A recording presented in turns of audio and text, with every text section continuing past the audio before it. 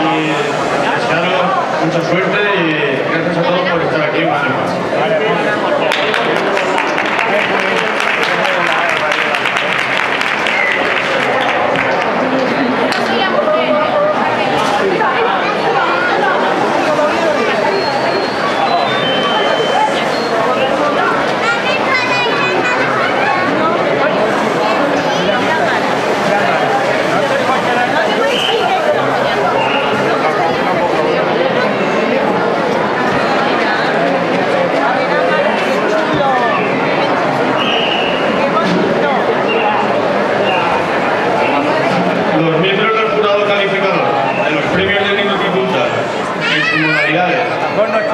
Reunidos el 21 de febrero de 2013 y siendo las 21 horas en el hall del Auditorio Municipal y tras detenida visita y vista de los numerosos impuestos sujetos a concurso y hechas las deliberaciones oportunas, resuelven adjudicar los premios de la forma siguiente.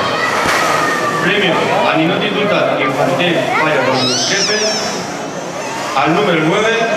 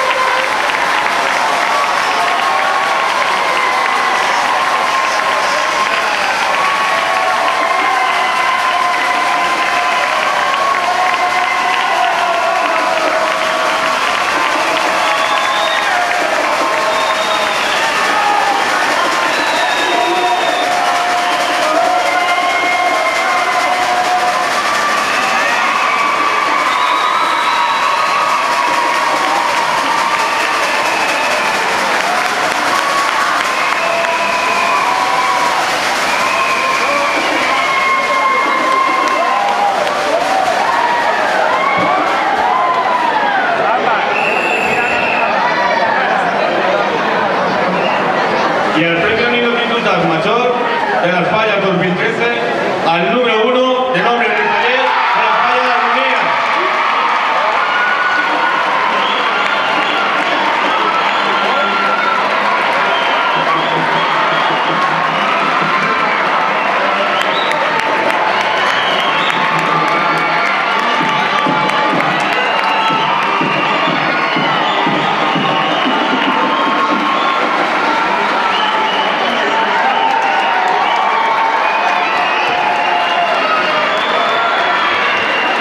A continuación, y para que pueda seguir toda esta alegría, vamos a hacer el procedimiento de las falleras mayores de Ribarroja para que inauguren la exposición en el hall.